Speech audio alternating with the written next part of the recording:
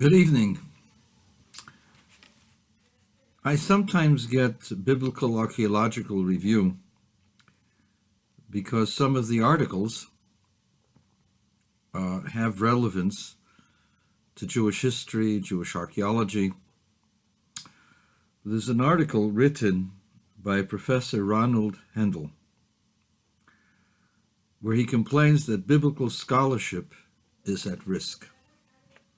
So you might think biblical scholarship was the knowledge of the Torah. No, it's the knowledge of what is called biblical criticism. And he complains that he is charged with treason and heresy by his students or by the people who looked up his course. And he's wondering why people aren't being honest and thinking and so on and so forth. He thinks that his ideas are true, and in order for people to be honest, they have to open up to his ideas. And he's on a professor watch list, which includes his name and his picture. He's promoting anti-American values and advancing leftist propaganda in the classroom.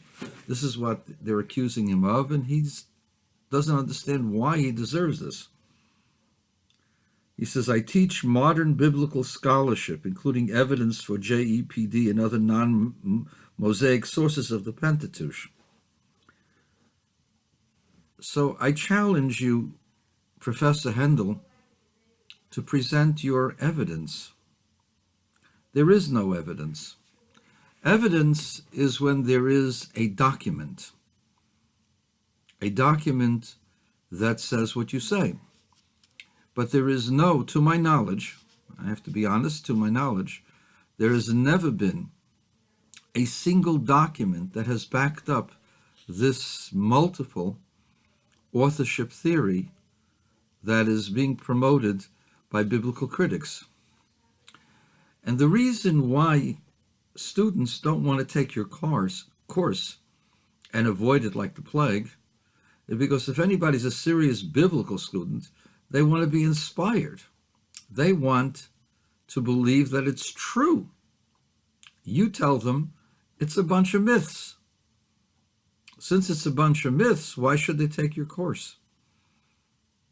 Now, there's a lot of people who believe the way you do. All the Reform rabbis and most of the conservative rabbis were affected by biblical criticism in one form or another. And therefore, they don't believe that the Torah was written by God. So, Judaism to them is whatever they decide. It has nothing to do with truth. It has nothing to do with universal values, because it's a bunch of myths. That's what you're promoting. And is that intellectually honest? You say yes, and I say baloney, because you have no evidence to support. I mean, real evidence. You have conjecture. You have questions. And those questions have answers. And you follow, like a blind sheep, follow the ideas of Wellhausen and his disgusting heirs who hated Judaism, who hated the Torah, hated the Bible, and wanted to prove that it wasn't true, factual, or scientific. So your complaint is hollow. Those people who believe like you don't want to study the Bible because to them it's just a myth. The ones who want to study the Bible want to believe that it's true. They know that they're not getting that from you, so that's why they don't want you. Of course, you don't promote traditional biblical values, Therefore, you promote anti-American values, because most of American values are based upon the values that are found in the Torah. And now I want to address your so-called scholarship. You claim that there were multiple authors for the Bible, especially in the book of Genesis, which has two different stories of the creation, two different stories of paradise. And you want to go ahead and you want to conclude that these are two different documents put together by some unseen hand. And you know you're being dishonest. How do I know you know? Because you also know, as well as I do, that all of this was put to a test in the 80s.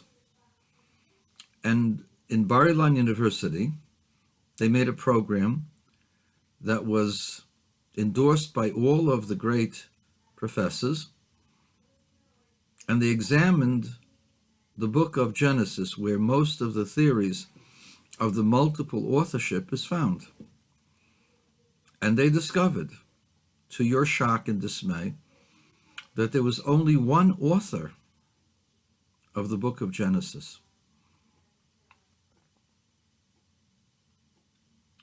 So where is your evidence? The evidence, which is in a computer, points differently. There is no evidence for multiple authorship. There is only evidence for a single author. Most of the questions of the so-called biblical critics have been answered over the years, but you don't want to accept answers that come from believers. Because once a theory has been presented, it holds true in the walls and the annals of the universities until it's been disproven by actual fact. Since we have no other documents other than the Torah itself, and you claim that the Torah was written by multiple people, there's no way of proving or disproving your point. Because even though there's answers to your questions, and there's rebuttals to just about everything you say, you don't recognize that, because since Wellhausen said it, until Wellhausen admitted that he's wrong, or until his students admit that they're wrong, that's the going story. I'm going to give the listeners one example among many of the filthy lies that the Bible critics promote. The Bible critics claim that the Torah was written much later than the events that the Torah talks about. There is a book called Proof of the Accuracy of the Bible by A.S. Yehuda. It was published in the 1930s, I think 1936. And he was knowledgeable about Egyptology and Egyptian practices and customs. And he has hundreds of citations, not one or two, but hundreds of citations of discussions, of conversations, of casual references in the story of Joseph and the story of the Exodus, in which it is impossible for the author to have written that without actually having been there. Egypt was run over, was destroyed many times over. The architecture, the customs, all changed. In the course of years, there were different practices, different religious beliefs, different mores.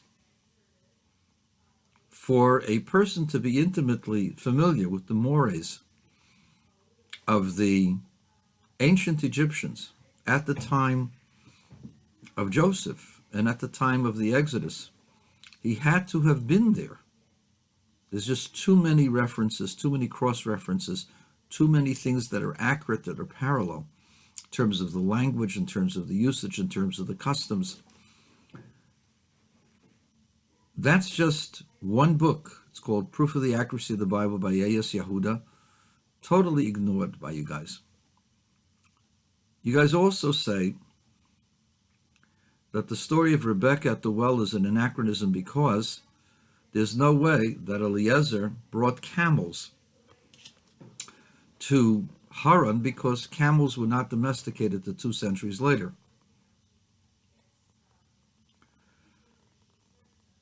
In Egypt. You're also being not only inaccurate, but lying, because in the city of Ugarit, which was uncovered only recently, the last century, the last 3/4 of a century, but at Ugarit, they discovered tablets, and the tablets record buying and selling of different items. One of the items that was bought and sold were camels. When did Ugarit get destroyed? Around the time of Abraham. So that means in Abraham's times, there was a city called Ugarit where they bought and sold camels. Now you're saying, but I didn't find it anywhere else. That only proves that camels were very rare. And that explains why Laban, Rebecca's brother, all of a sudden starts running to look and to see the man who's got 10 camels. How come he's running? He was a rich man himself. Father was the head of a clan. The answer is anybody who had a camel was a really rich man. If you had 10 camels, it's like 10 stretched limos. That's why he ran, to see the sight. Now, this explains the story much better. But your assertion that there were no camels, repeated by modern magazines such as Newsweek and other such magazines, only reinforce how much of a liar you guys are, how much you obfuscate and don't tell the truth, and then newspapers and magazines refer to you and believe everything you say. But it's not true.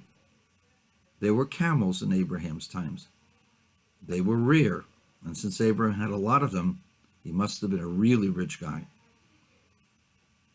Anyway, Bible scholarship is not at risk.